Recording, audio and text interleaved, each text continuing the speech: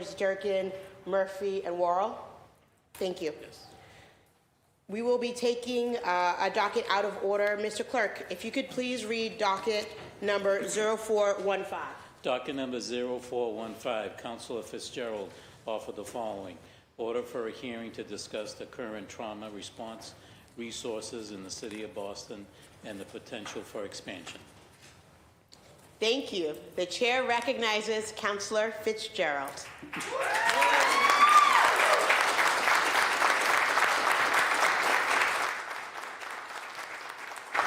Councilor, you now have the floor. Thank you very much, Council President, and thank you to also my family and friends who've stuck around. I paid them to stay, so they're actually getting overtime right now, but I'm thankful that they stayed for as long as they have, and I appreciate you taking me out of order for my maiden speech. Of course.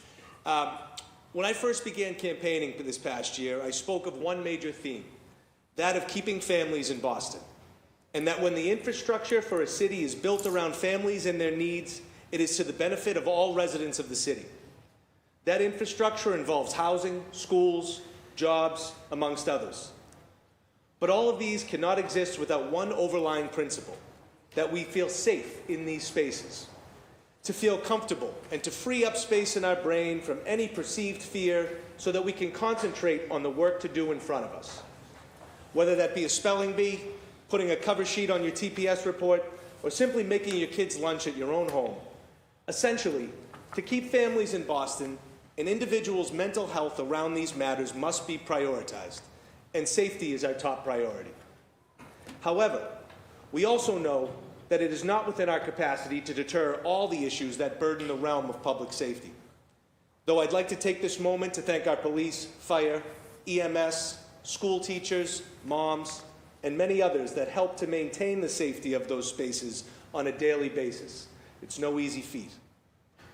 But instances will still arise where a community, a neighborhood, a home will be negatively impacted due to a breach in safety.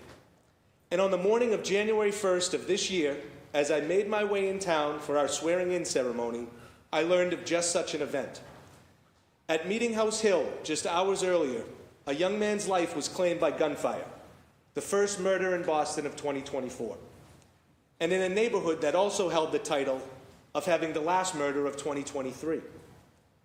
In the following days, I had conversations with the folks that lived on High Street, some were here earlier today, and they asked me if they could be shown some love, some support, because even with violent crimes down across the city, a trend we will work to continue, there are still some neighborhoods that are not seeing that trend.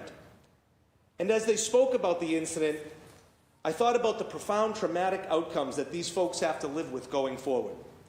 Obviously for the families of the victim, but also for the secondary and tertiary victims and their mental health.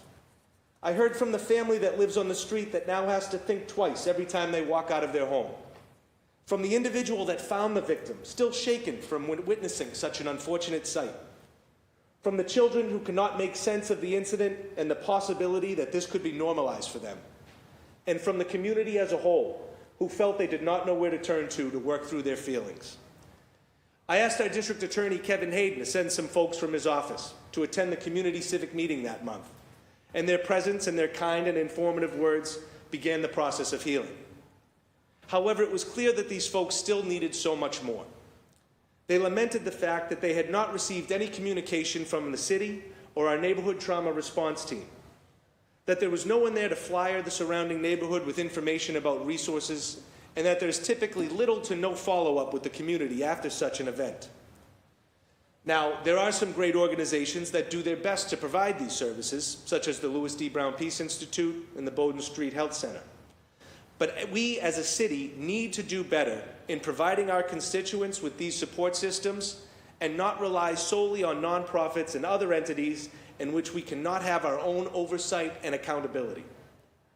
My hope is that with this hearing, we could shed light on the work of the services we are offering and lend more support to the efforts of our hardworking city workers and esteemed members of the Boston Public Health Commission that tackle these issues on a daily basis.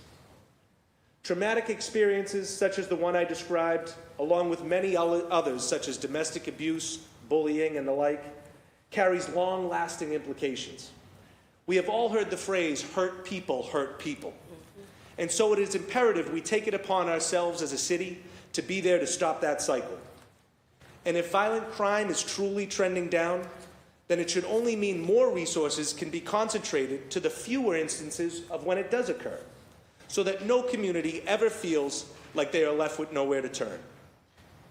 And in the specific community of District 3 that has recently been grappling with murder, shootings, teen suicide, and other traumatic experiences, it is all the more important to provide them with the overwhelming resources to not only help them heal, to move on, and to overcome, but more importantly, to demonstrate that overlying principle of public safety, to show that community, that individual, and that family we strive to keep in Boston, that they are loved. Thank you.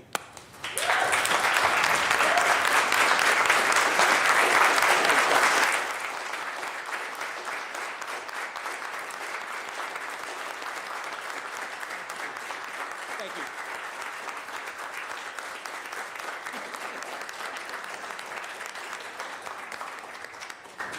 Plenty of time. Thank you, Councilor FitzGerald, for your maiden speech. That was incredible, and it's a testament to why it's important to have people with a number of perspectives. So I want to congratulate you on your maiden speech. You are now unleashed as well. And I think I was at one of those meetings when we were talking about celebrating how the crime rate is down, but that doesn't mean anything to that community that experienced that one murder or that second murder. And so we still have work to do to reinvest those resources where we should be seeing savings as a result of that crime going down, and seeing how we invest deeply in the work of prevention and responding to people's needs and to their trauma. So thank you so much for that maiden speech. I don't know if any colleagues would like to speak. The chair recognizes Councilor Flynn. Councilor Flynn, you have the floor. Thank you, Madam Chair, and I want to congratulate Councilor FitzGerald on his maiden speech. Wonderful, wonderful message, important message.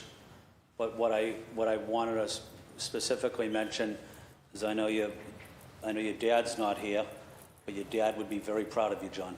Congratulations. Mm-hmm.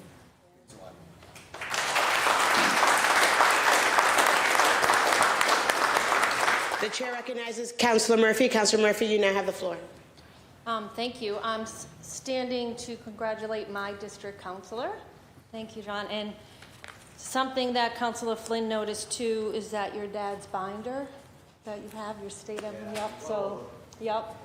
Your family's here, they love you, but your dad's always going to be with you. So, good luck. I'm here with you. Thank you. Okay, this row, I feel like you all turned your lights on at the same time, so I'm just going to start here. Councillor Maiden, you have the floor. Thank you, Madam President, and congratulations, Councillor FitzGerald, on your maiden speech. This is an incredibly important topic, and I think you hit all the points, and we really appreciate your leadership and bringing this forward as an important issue that you want to focus on in your time. Your maiden speech indicates something that you care about very deeply and that you're going to work on. So we pledge to support you in that. And as someone who comes from a place that was traumatized by decades of violence, I think one of the things that happens is when you see the bad news on the television all the time and you hear it in your community, you get desensitized to the human implications of violence and loss in your community. So there's a huge amount of work to do to try and do deep healing, because it catches up on you at some stage. You think you put it behind you, but then bang, it's back there. So there's a lot of work to do. I think as a city, as a community, it's very important work that we do address to build a new future for our city that is free of violence and fear in our neighbourhoods. So thank you so much for your leadership. Thank you, Councillor Maiden. The chair now recognizes Councillor Coletta. Councillor Coletta, you have the floor. Thank you so much, Madam President. Just rising to stay consistent and say congratulations. It's been a joy to witness you operate in this council already, and so I really look forward to seeing your leadership for your district, and just know that we are behind you. It's already been said, but just rising to say congratulations, and we look forward to the work with you. Thank you. Yes. We are here for your leadership and your laughs. So, okay. Councilor Durkin, you have the floor. Thank you so much, Councilor FitzGerald, for your leadership. Thank you for stepping up and running. I think since the moment I met you, I was like, you're a great person. You can just see it, like, inside and out. And obviously, I have big shoes to fill in Mission Hill because I can't stop hearing about your dad. And I think the only endorsement that the only person I need to bring around with you in Mission Hill is you. So, but I'm just so honored to serve with you, and I'm really. Your focus on mental health in your first speech means that we're going to be doing a lot of work together in our time on the council. And on this council, we all have moments of disagreement, but I think we're all here and we're all good people and we all really want to serve our constituents. And since the moment I met you, you're an earnest person, you're a great person, and the fact that this is your maiden speech, it just shows a lot about you and where you come from and who you are. So thank you for your leadership. The chair recognizes Councilor Fernandez Anderson. Councilor Fernandez Anderson, you have the floor. Thank you, Madam President. Just briefly, Councilor FitzGerald, from the moment I met you, what stood out is your personality. You are funny as hell. And but then I think I saw you, I forget what speech you were giving about your family. And I then learned how compassionate you are. You're handsome, you're smart, you're quick on your feet, and you are a good husband, a good father, and so far the things that I'm watching you do are the very things that I think are representative of a man on a council, and I really appreciate you for that. I look forward to learning more, and hopefully you live up to those standards. No, I'm kidding.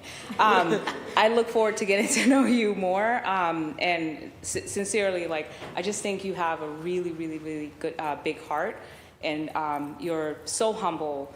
And I feel really honored to be here with you. And each day, every time I see you, I'm watching you, I'm observing, I'm taking notes because I admire you from afar. Thank you. Thank you. The chair recognizes Councilor Mejia. Councilor Mejia, you have the floor. Okay, Councilor Anderson, I love that. I know, but I love okay, I know, okay. I know, I love it. Because, Councilor Anderson and I don't give a lot of compliments, so when they come, it's true. And, we here for it, so I love it.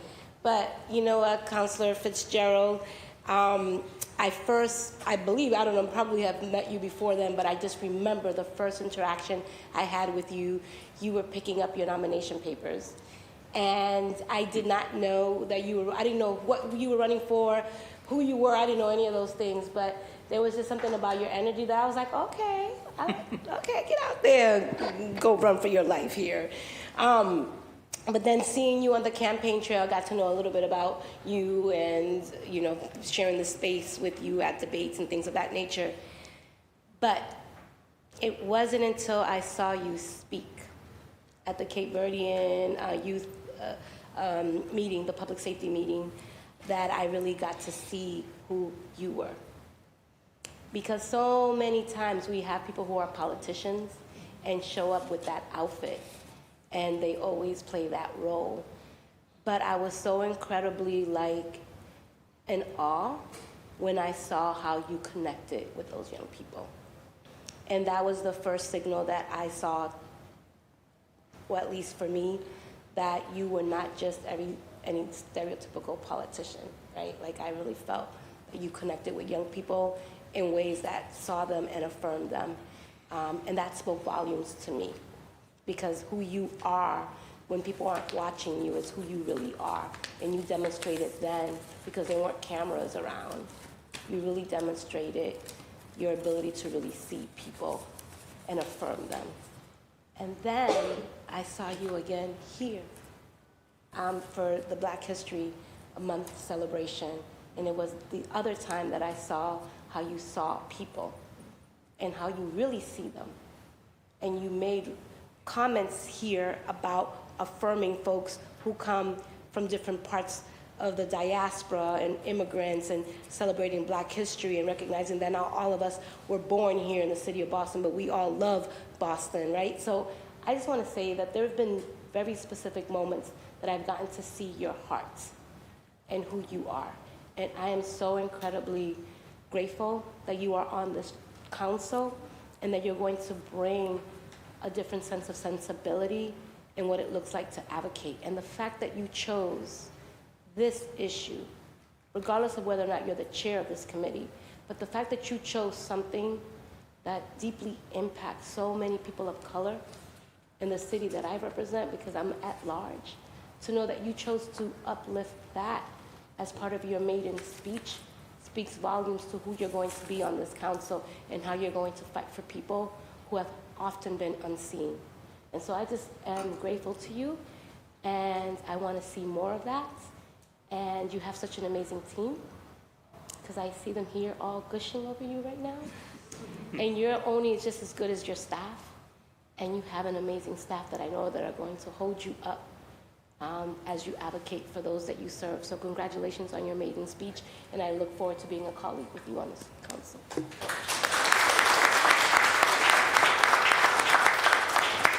Thank you. The chair recognizes Councilor Weber. Councilor Weber, you have the floor. Thank you, Madam President. Congratulations, Councilor FitzGerald. Congratulations to you, your staff, and your family. Wonderful job. Also, congratulations on your patience for waiting this long today. Thank you for highlighting an important issue. I thought your speech was like a classic DJ to bird to parish fast break. It was efficient, effective, and great for the city of Boston. And so I look forward to working with you.